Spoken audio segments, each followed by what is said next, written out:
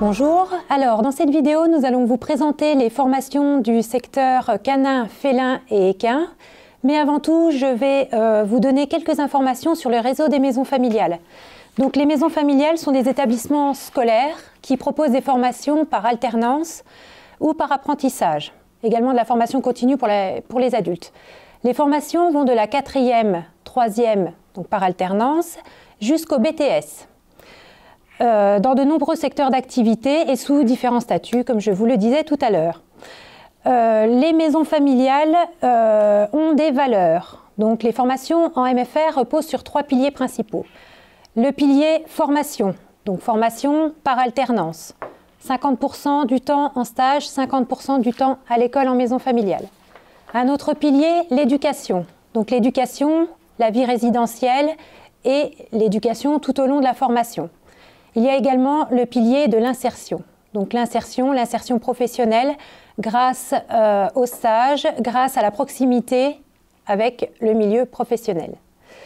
Les MFR montrent qu'il n'y a pas qu'un seul système pour réussir.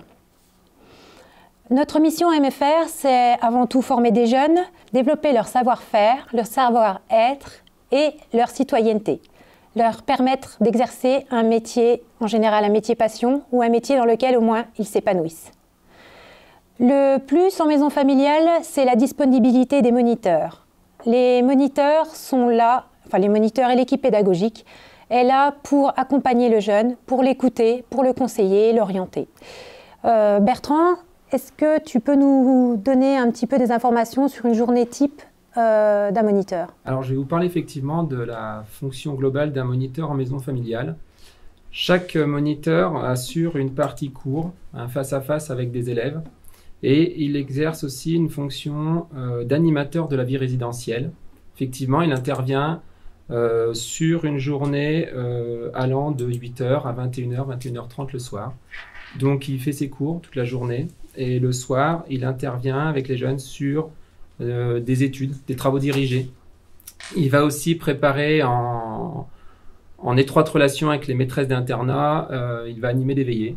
Il va animer des temps de vie résidentielle afin que les jeunes se sentent accompagnés sur l'ensemble de leur semaine, puisque l'internat est primordial sur l'ensemble de nos formations.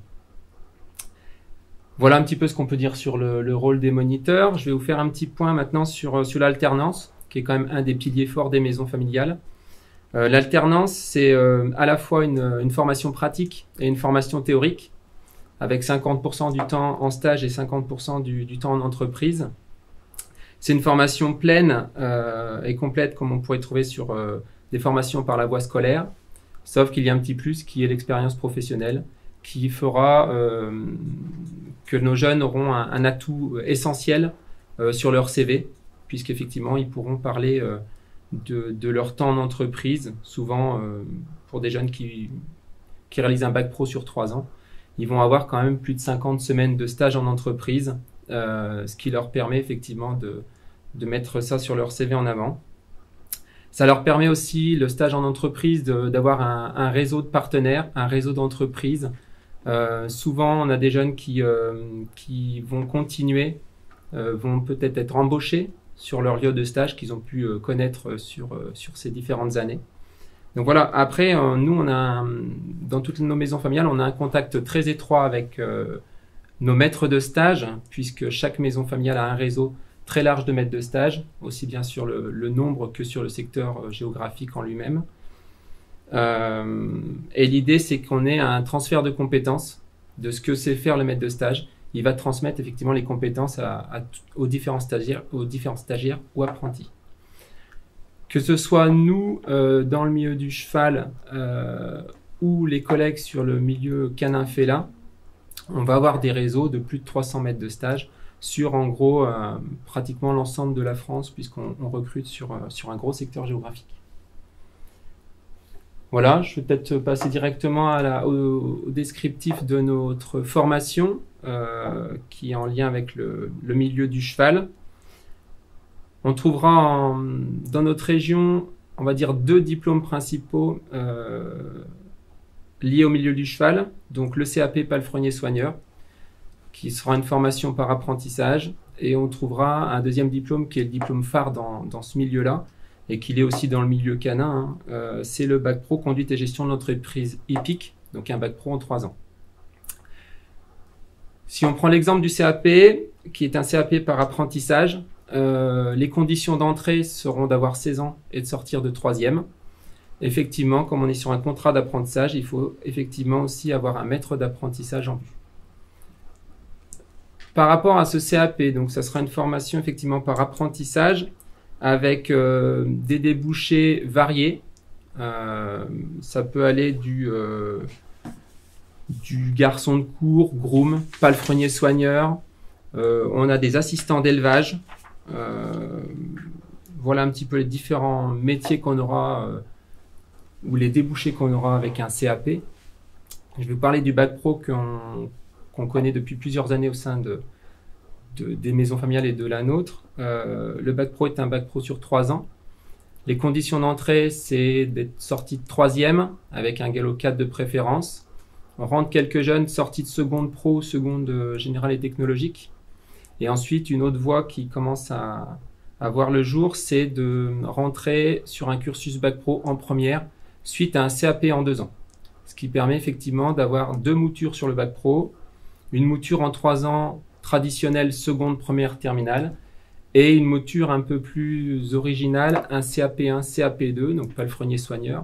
Et ensuite, on rentre directement en fonction du niveau scolaire et du niveau à cheval, en classe de première et ensuite en terminale, ce qui fait un bac pro en 4 ans. Ça permet de laisser un petit peu plus de temps aux jeunes et gagner en maturité. Les débouchés de ce bac pro, alors il y en a un peu plus que sur le CAP. On aura des débouchés, beaucoup de jeunes nous deviennent éleveurs. On a une grosse partie, moitié de nos jeunes qui continuent sur le BPGEPS, moniteur d'équitation. Ça, c'est le diplôme phare en poursuite du bac pro. Après, on a la filière santé avec des jeunes qui poursuivent sur le diplôme d'auxiliaire vétérinaire.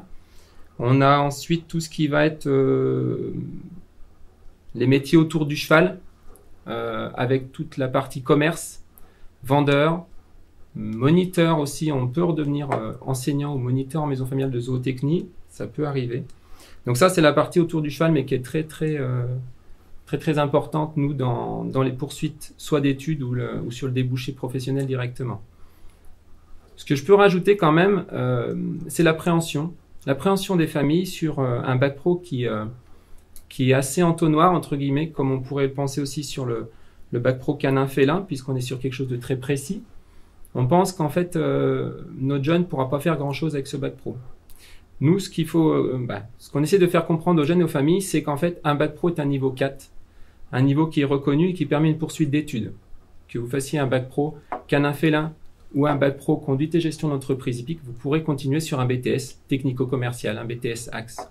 Voilà.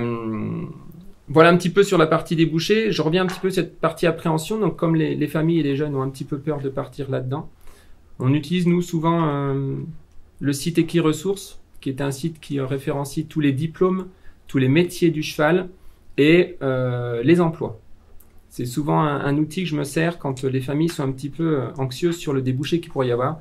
Il faut savoir qu'il y a quand même 600 emplois. Il y a environ 600 emplois chaque semaine, régulièrement, dans le milieu du cheval sur l'ensemble de la France. Donc voilà, ça fait quand même pas mal de débouchés. L'insertion professionnelle est plutôt bonne. C'est un des bacs pro qui permet d'avoir une insertion plutôt haute, on va dire, avec beaucoup de jeunes qui vont retravailler dans le milieu du cheval. On a des expériences juste magnifiques. Beaucoup de jeunes qui sont partis d'une sortie de 3e un petit peu basique, qui ensuite ont intégré le bac pro, ont continué chez nous après le bac pro sur un BTS et ont pu s'installer. J'ai en tête une élève qui est devenue ensuite administratrice au sein de la maison familiale et qui est maintenant maître de stage.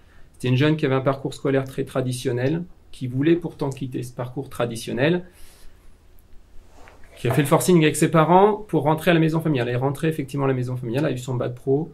Ensuite, elle est rentrée sur un BTS dans une maison familiale. Elle a eu son BTS et ensuite, elle a pu s'installer en tant que gérante d'une structure équestre. Voilà. Et maintenant, elle rend un petit peu l'appareil. Elle c'est elle qui maintenant, après avoir été formée via l'alternance, qui va permettre de former les jeunes à nouveau en fait. Donc ça, c'est des témoignages comme ça, on en a plusieurs, hein. Enfin, nous, on suit beaucoup les jeunes. L'ensemble des maisons familiales le font via les réseaux sociaux, des anciens élèves. On a vu très récemment une jeune qui vient de s'installer. Elle a ouvert un jumping dans le sud de la France. Donc ça, on en a régulièrement des jeunes qui réussissent dans le milieu du cheval ou autre. C'est pour ça qu'il ne faut pas voir le milieu du cheval ou le milieu canin comme quelque chose de très entonnoir. Une jeune qui, suite au bac pro, est partie faire des études de kinésithérapie en Belgique et vient d'ouvrir un cabinet finalement à La Réunion. Donc ça, c'est vraiment des réussites qui sont incroyables, hein, mais voilà. C'est un petit peu là-dessus qu'on essaye de communiquer, l'ouverture potentielle à différents diplômes et différents métiers suite à notre bac pro.